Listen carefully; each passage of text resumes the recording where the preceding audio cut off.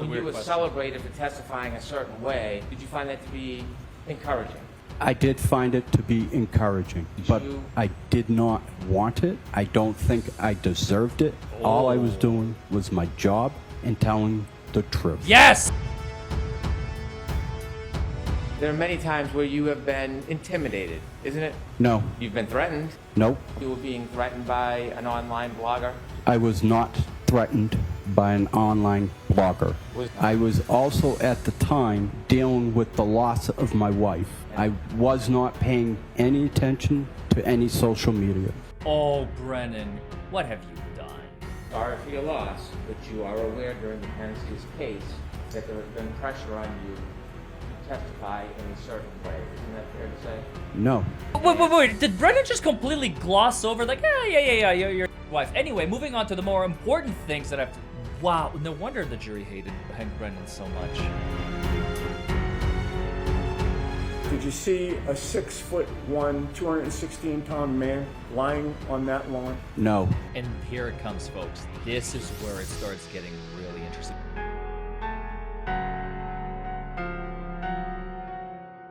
Well, hello, everybody, and welcome back to Buckle Up, It's the Law with attorney Larry Forman, folks. We have recently done Lucky Loughran's testimony on this channel from trial number 1, and now it is time to listen to his testimony from trial number 2 to compare and contrast whether or not he's going to be consistent, he's going to say what he said last year, and he's going to be able to withhold the muster of the prosecution. Buckle up, folks. This is an episode you do not want to miss, and you will see what I'm talking about. Let's go! Oh, and before I forget, if you have not checked out our members-only content, go check it out. Membership started 99 cents for an intern, and so you can check out all of the content that we have under the paywall, and most of it is going to be Diddy at this juncture. Do we have access to Exhibit 49? What is it? It's just a map. So are you able to see that map from where you are? Yes, I can. And by the way, do you wear corrective lenses? Yes, I do. What do you wear?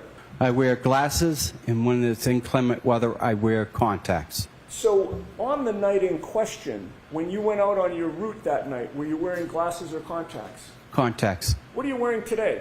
Contacts. You've testified in a prior proceeding regarding this matter last year, correct? Yes. What did you show up with that day? Glasses.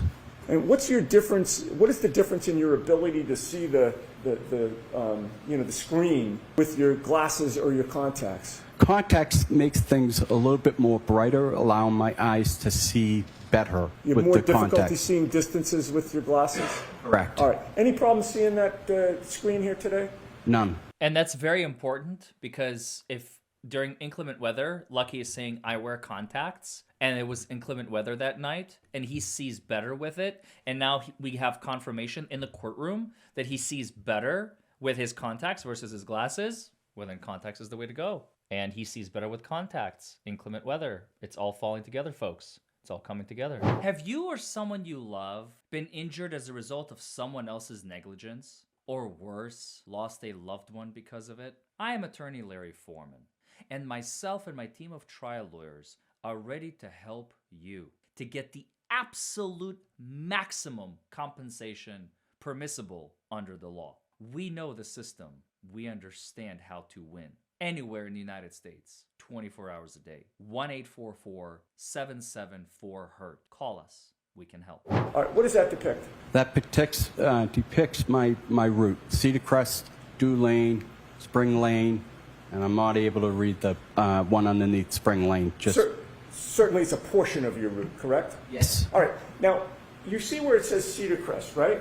Yes. You see the red dot there? Yes. Does that red dot refresh your memory or orient you, I should say, as to what road that red dot is on? Yes. And what road is that? That would be Fairview. All right. Now, when you hit Cedar Crest Road, are you in that area of Cedar Crest, or are you in a different area of Cedar Crest when you first come upon Cedar Crest Road? When I first come on, I'm coming in at the beginning of Cedar Crest. which is at Dedham Street in Cedar Crest. And how long a road is Cedar Crest before you get to the area of Exhibit 49?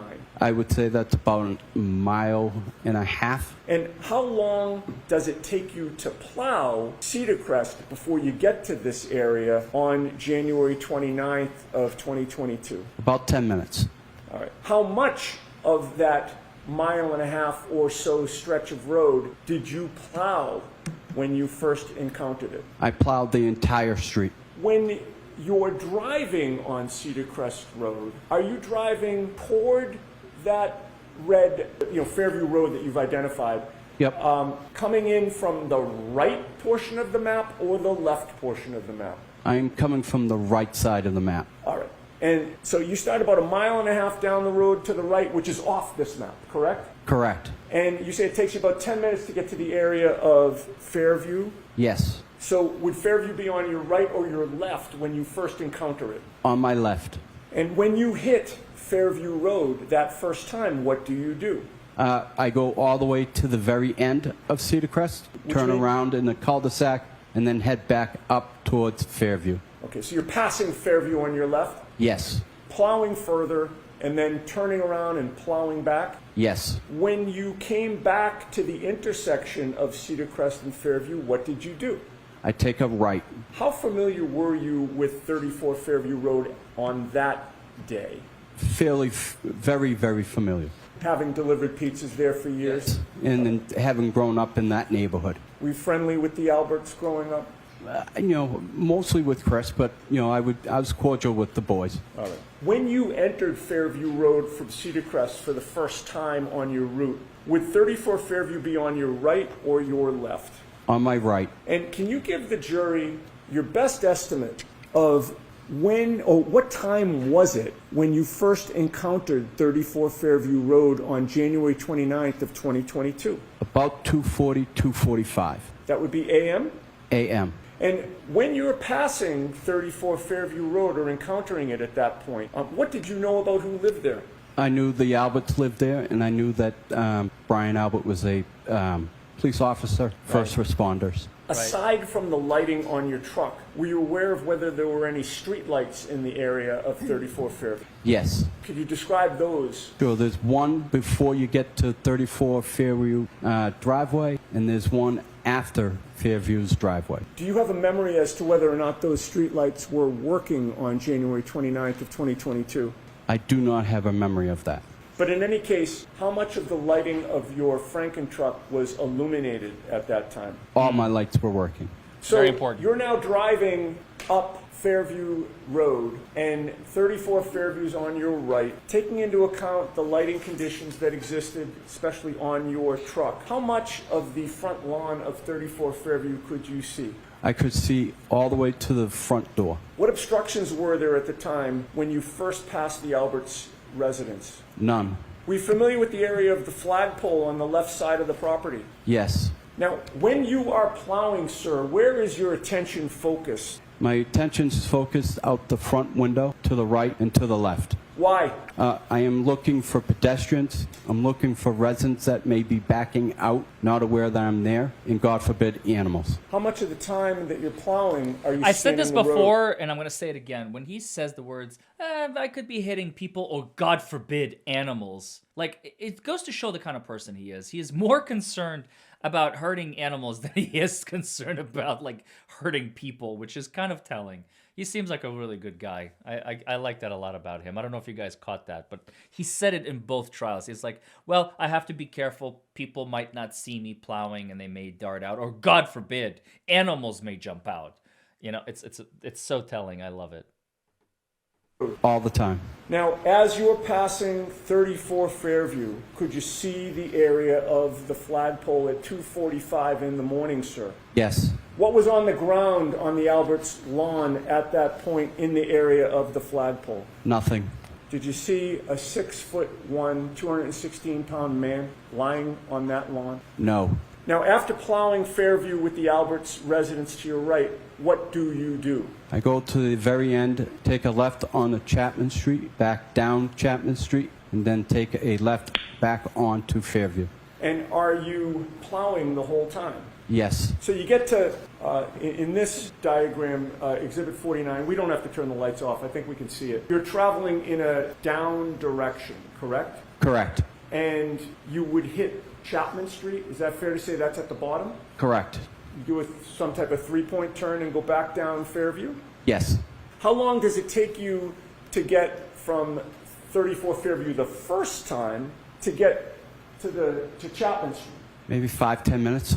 And then how long does it take you to get from Chapman Street back down so that you're now passing 34 Fairview again? Again, about 5-10 minutes. And when you're coming back down, what side of the road is 34 Fairview? On my left. When you pass 34 Fairview at that time, are there any obstructions preventing you from seeing the front lawn?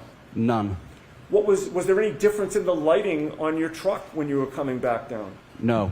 Where is your attention focused when you're passing 34 Fairview on your left? Again, out the front, right and left. And how much of that front lawn are you able to see on 34 Fairview when you're coming back down from Chapman?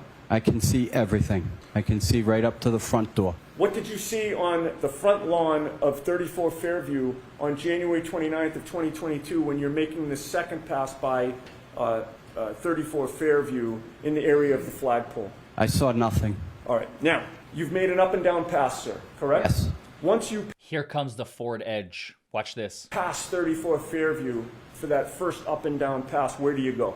I then go do Spring Lane, and I do that top and bottom. And is there a point in time when you come back to the area of Fairview Road? Yes. That second time now that you're coming back, I'm counting the up and down pass as the first time. Okay. You with me? Yep. That second time now that you're coming back, about how long is it after the first time? About 45 minutes. So now it's about what time that you're coming for the second time to this area? 3:30. And when you come back to the area of Fairview Road, are the second time? Allegedly, this is 3 hours after Karen hit John with her SUV, right? Allegedly, this is 3 hours after. Watch this. Are you on the Cedar Crest side, which is on the top of Exhibit 49, or the Chapman side, which is on the bottom of Exhibit 49? I'm on the Cedar Crest side. And when you approach it from the Cedar Crest side, are you approaching from the same direction that you did for the first time up and down pass, or a different direction? Same direction. All right, so you're now coming down Cedar Crest again, correct? Correct. Fairview's on your left. Yes. Did you take that left, or did you do something else? I did not take the left. At that point, I could have taken the left. I can make a decision depending on how much snow there was on the ground. I ended up going all the way to the end as if the first time. All right, and you did your same turnaround in the cul-de-sac? Correct. And now you're approaching the intersection of Cedar Crest and Fairview again, correct? Yes. What do? I take the right onto Fairview. How was the weather at 3:30? And here it comes, folks. This is where it starts getting really interesting. Don't forget to like this video, comment below, subscribe to the channel. Let's watch. In the morning when you're now in that area of Fairview and Cedar Crest. It's snowing fairly hard now. Do you recall how much snow was on the ground at that point? Maybe 2-3 inches. And at about 3:30 in the morning, how far could you see in front of you, again, straight and diagonally in front of you, As far as my eyes would let me see. as a result of the lighting on your truck? Correct. You take the right onto Fairview. Describe for the jury what you see in the road at that point. As I make my right onto Fairview, I notice that there's a vehicle on the right-hand side, roughly in the area of the flagpole, in front of 34 Fairview. Okay. And did you make note of what type of vehicle that was? Yes. What type of vehicle was that? A Ford Edge. Oh! What direction was that vehicle parked when you saw it? It was parked nose going up Fairview. Toward Chapman? Yes. So you're coming up from behind it? Correct. You see the rear of that vehicle? Yes. And was it parked adjacent to the Albert property, or was it across the street from the Albert property? Adjacent to the Albert family. And how close to the area of the flagpole was that Ford Edge parked at 3:30 in the morning?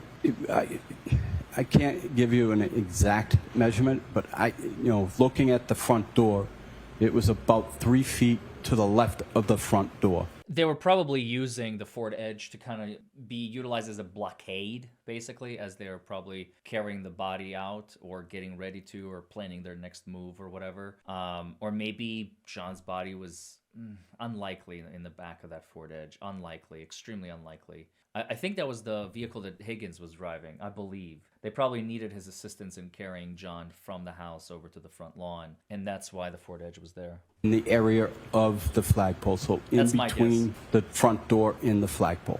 Now, what caused you to remember that there was a Ford Edge parked at 3:30 outside the Alberts residence that night? For as long as I can remember, they have never parked a vehicle in front of their house. They've always had enough ample parking in the driveway. What policies or protocols of the DPW are in force when vehicles are parked on the street or the road during a snow emergency? There is no parking allowed. We are supposed to notify our supervisor when there is a vehicle in the way.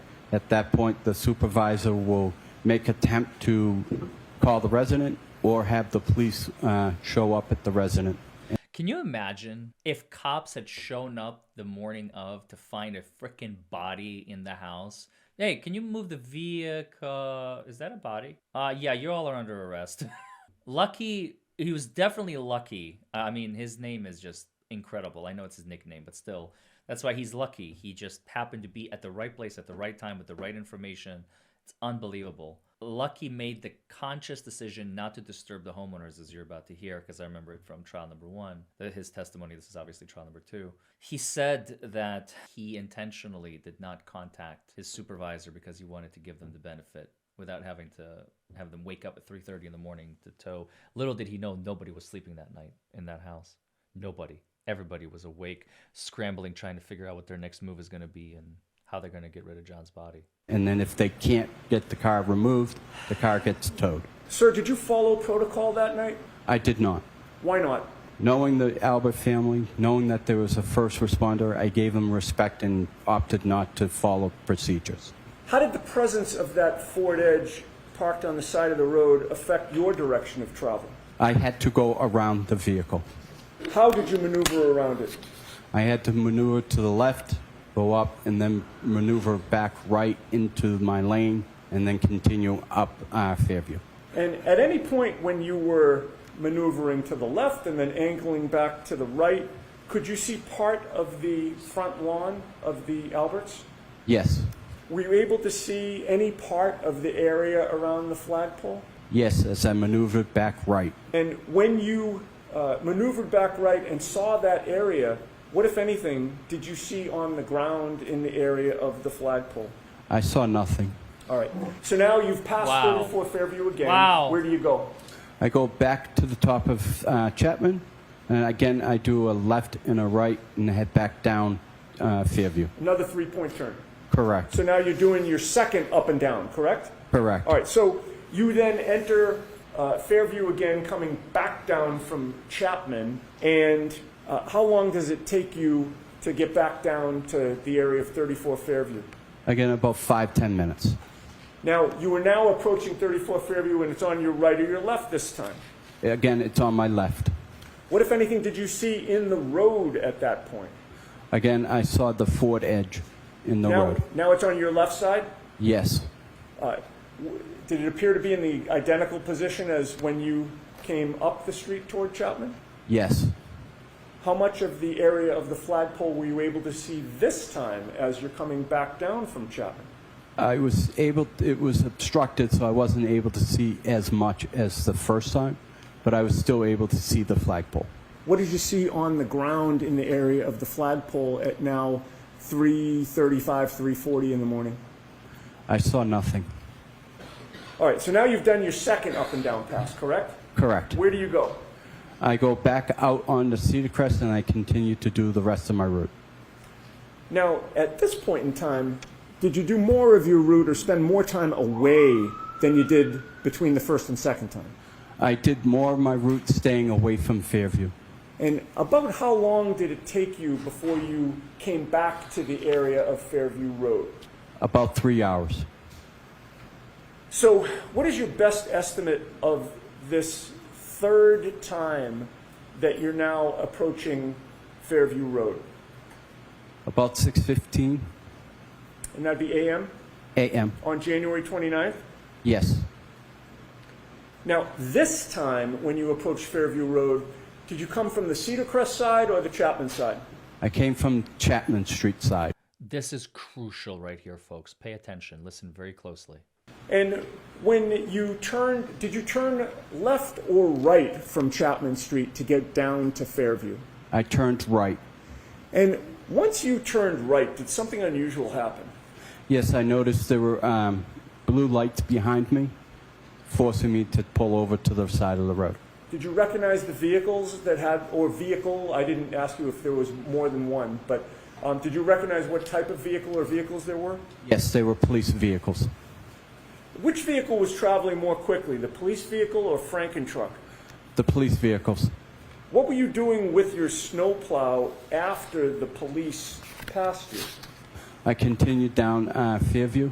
Coming down Fairview, did you actually lose sight of the police cruiser that had passed I you? did. How many side streets are there when you're coming down Fairview from Chapman Street? 3. What are they? Wyndham, Old Ridge Hill, and then Carriage Lane. Now, you're now coming down Fairview Road. What did you notice ultimately in front of you in the road? I noticed the police cars had the road blocked off and preventing me from going to Cedar Crest. And with regard to the lighting on those police, vehicles as the road was blocked off, could you describe that for the jury? Sure, they had all their blue lights on, and they were parked blocking the road, the entire road. I couldn't get through. How well lit was it in the area where the police were?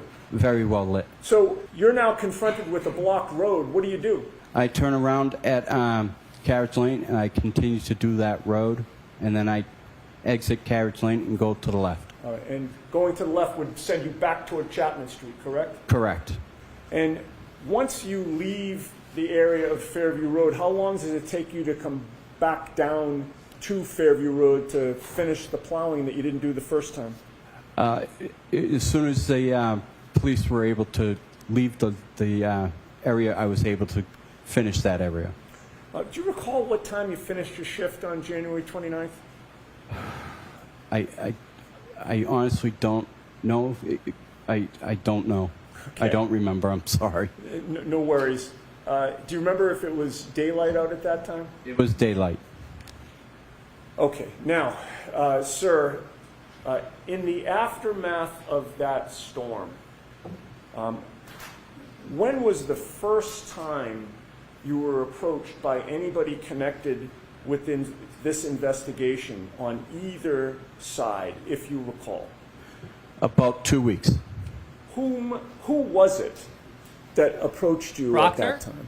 First name is Paul, and he described himself as a private investigator for the defense team.